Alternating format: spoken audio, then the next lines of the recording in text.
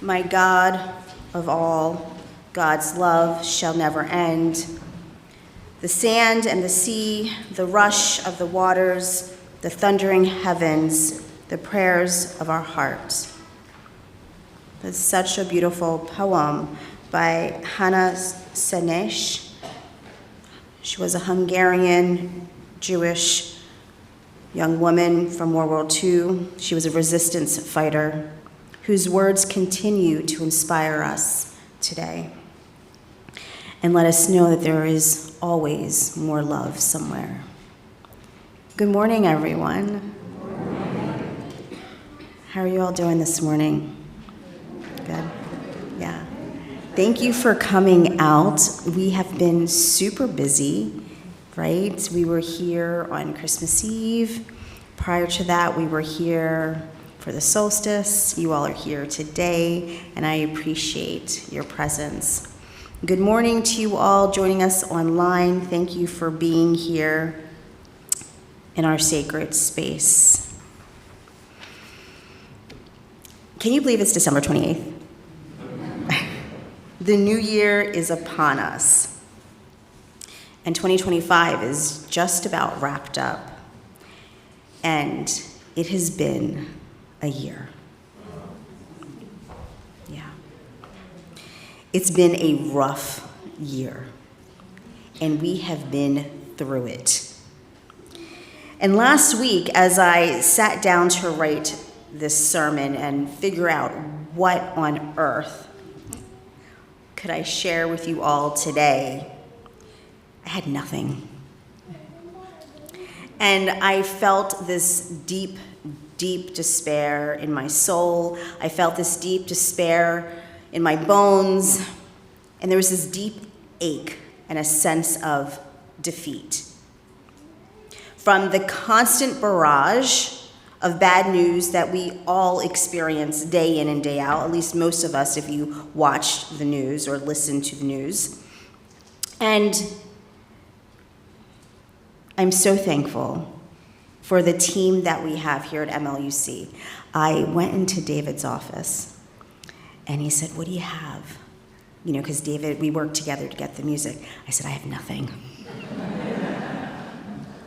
And all I could say was like, I have this ache. And I want people to know that they're not alone. And I wanted people to know that there was more happening, right, than just bad news. And then David started to do his magic. And David's like, "What about this song? What about this song? What about this song?" And then the heaviness started to lift. And I said, maybe we can get Liz to sing. And so that's where we are today, right? Bad things happened this year, right? We have seen ICE move across this country. We have seen the dismantling of democracy. We have seen the rollback of civil rights. We have seen the attacks on the LGBT community and the disability community. We have seen the war raged on our educational system, and we have seen how our SNAP benefits, right, were held hostage. We also have seen how the National Guard was sent out on its own citizens. So when I say that I was feeling this sense of despair, you know, it was deep, and those were just a drop, a sprinkle of the things that we experience collectively as a country. And yet, even though this year was rough, and it was brutal at times, music has been a great companion for me to remember that there is always more love somewhere. And I needed to look at the other stories that existed in 2025, because it wasn't all doom and gloom, even though it may have felt that way. And what I began to see and remember is that the human spirit refuses to give up. Amen? Amen. Amen. So today I want to take some time to share and remind us of some really great, amazing stories that happened this year in 2025. And we're going to take a look, and we're going to start with Oak Lawn United Methodist Church in Texas. Isn't that beautiful? Right? Yeah. So this is Oak Lawn United Methodist Church in Texas.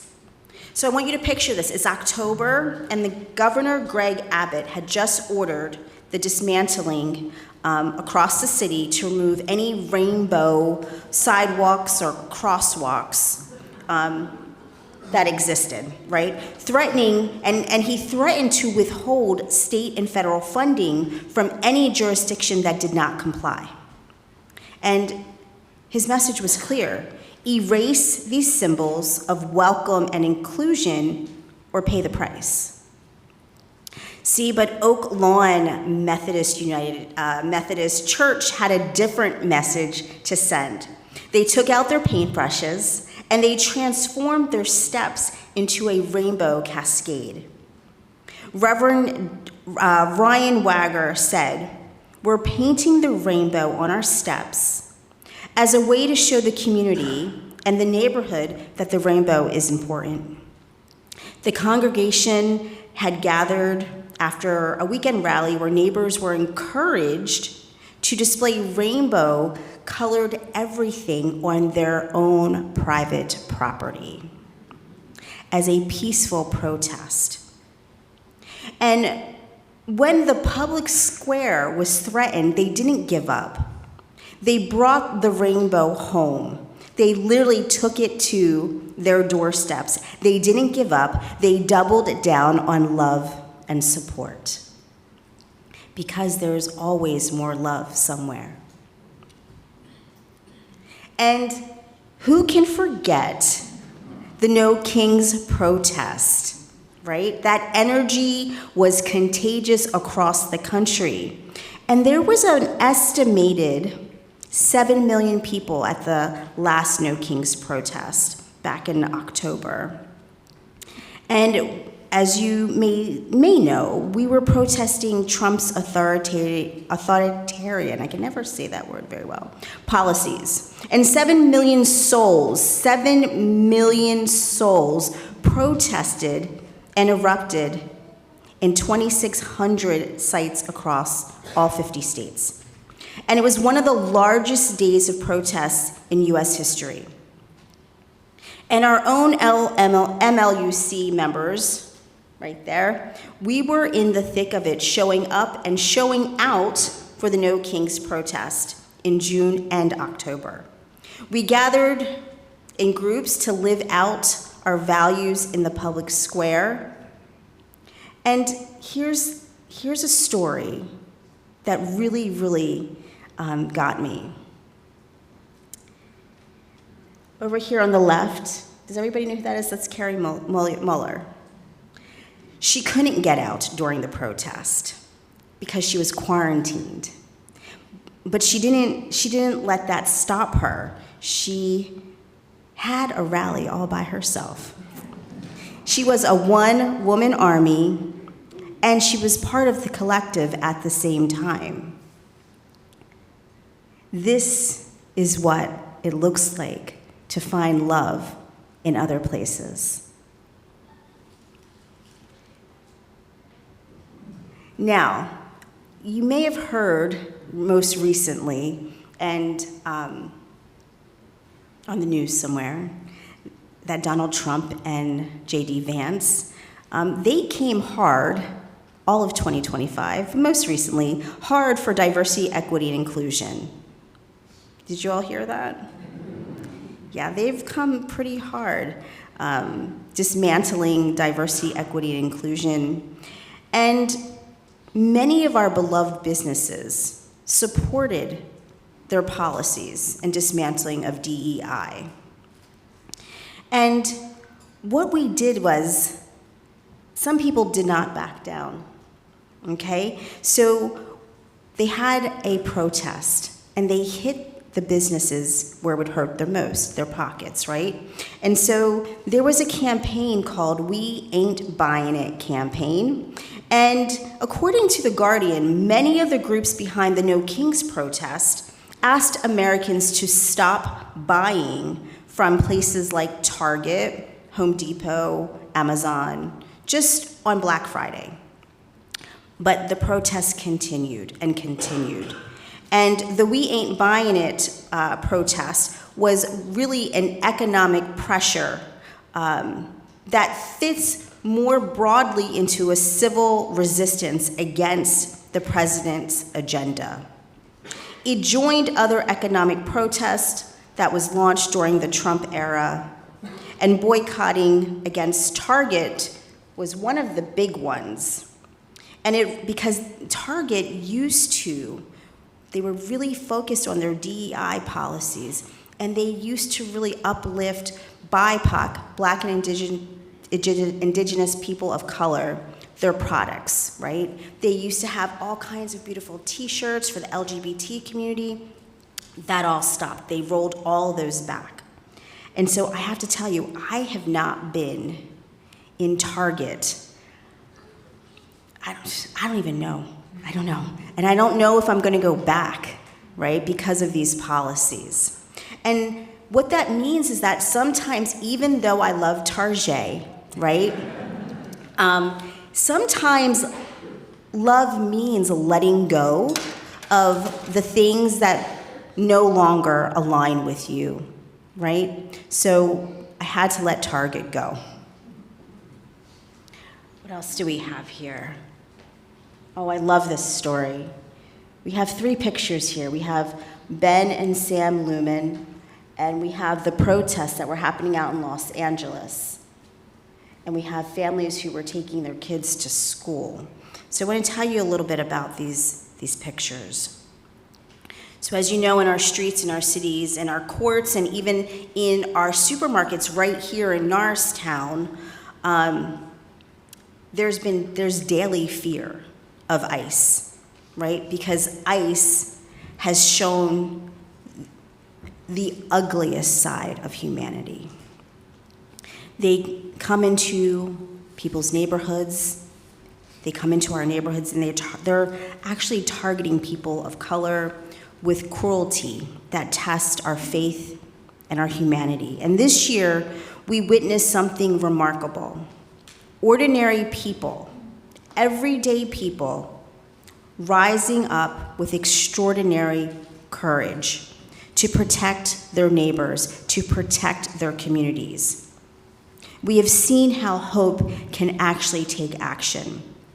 So over here on the left, we have 2 homeschooled brothers, Ben and Sam. Have you all heard of these brothers? Oh my goodness, they're amazing. Now, they're homeschooled. They live in the suburbs of Chicago.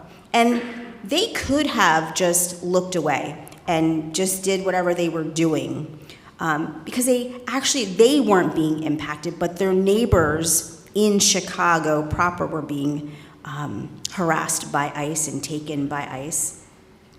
And what they decided to do is heartwarming. They saw what ICE was doing, and they felt called to do something. So after they had completed their studies early in the morning, these young men became patrollers. They were armed not with weapons, but with cameras and courage.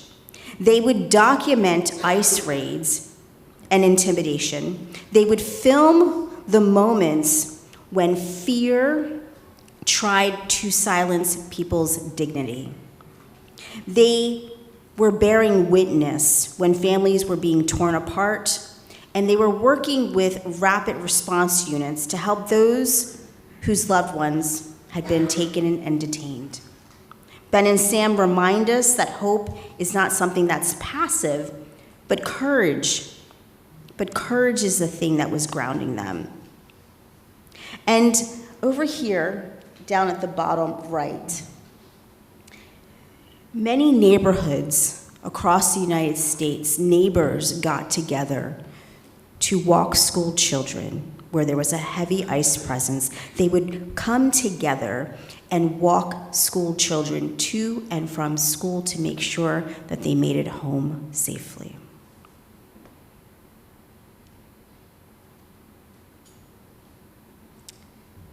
Do you all know what you're looking at here? Yeah.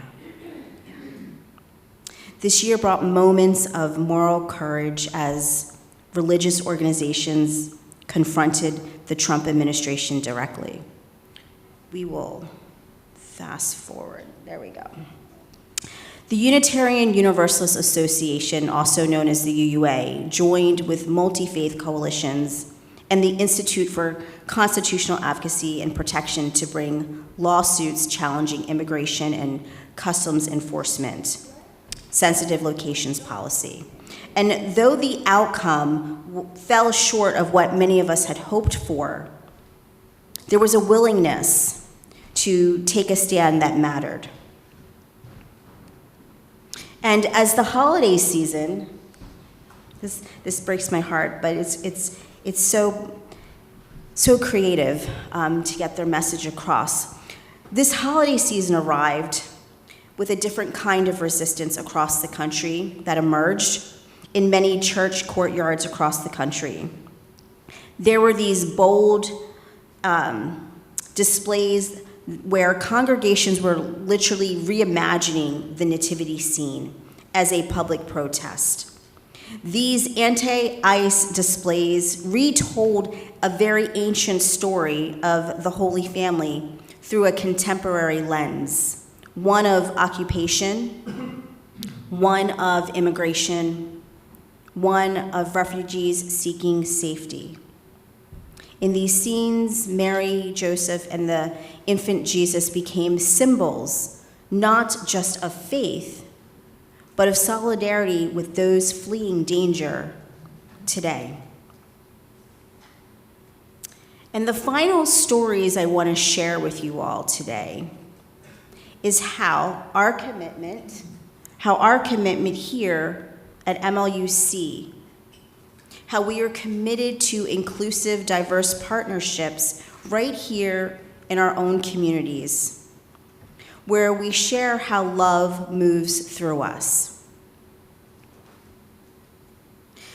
There are so many stories that I could share about us here at MLUC, but I just wanted to highlight a precious few today. Here we see MLUC volunteers that showed up for Habitat for Humanity Restore in West Norton. They rolled up their sleeves to support Habitat's mission of building safe and affordable housing for families in our community.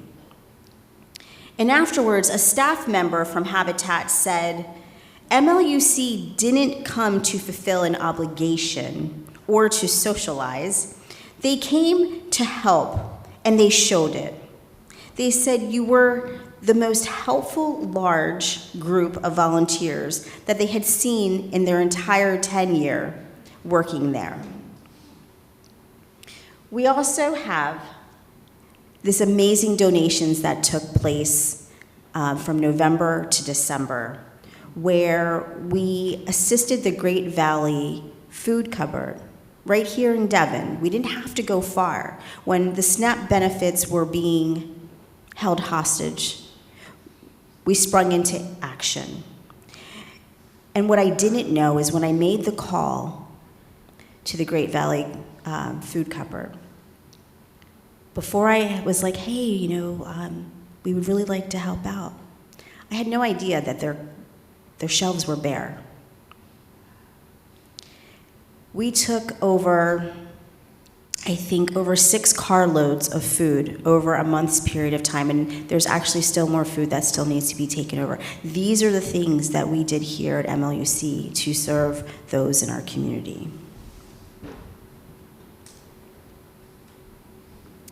I think many of you may remember this beautiful concert up here on the left-hand side. This is, and I might mispronounce it, the Janos Zigmond Unitarian High School Choir from Romania. Do you all remember that? Yeah. We were celebrating 33 years of partnership with the Unitarian community in Transylvania. This is what love looks like.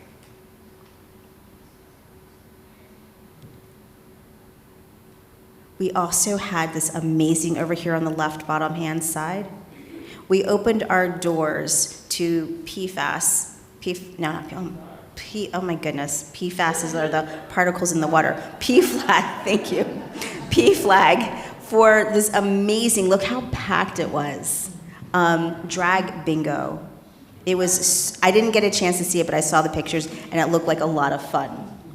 And lastly, we ended the year, over here on the right-hand side, we ended the year with an interfaith celebration at the Devon tree lighting, where our choir sang and Reverend John offered a blessing to the greater community. So when I truly considered this year, and I feel its full entire weight, it was a hard year, and it was sad, and it was tense at times, and there were so many illuminating countless moments of small and monumental individuals showing up for the collective, choosing again and again to be a force of love in a world that desperately needs it. And every single act requires courage. These stories, the people, they refused to give up. They were determined to show up again and again, even though the path forward was unclear. So this year, I think we all had a chance perhaps to see a glimpse of what hope looks like. It was a year of courage in the rising in the midst of despair. And these stories, they're just a few stories among many, many stories, countless acts of love, countless acts of justice that affirm the dignity of the human spirit. And let them remind us that even in the hardest years, because we still have 3 more to go, right? We are not powerless, we are not alone, and we have each other. We have our faith, we have our commitment to show up, to serve, and to love. So as we move forward with 2026, I invite you to carry these stories in your heart and let them remind us of how capable we are of extraordinary things.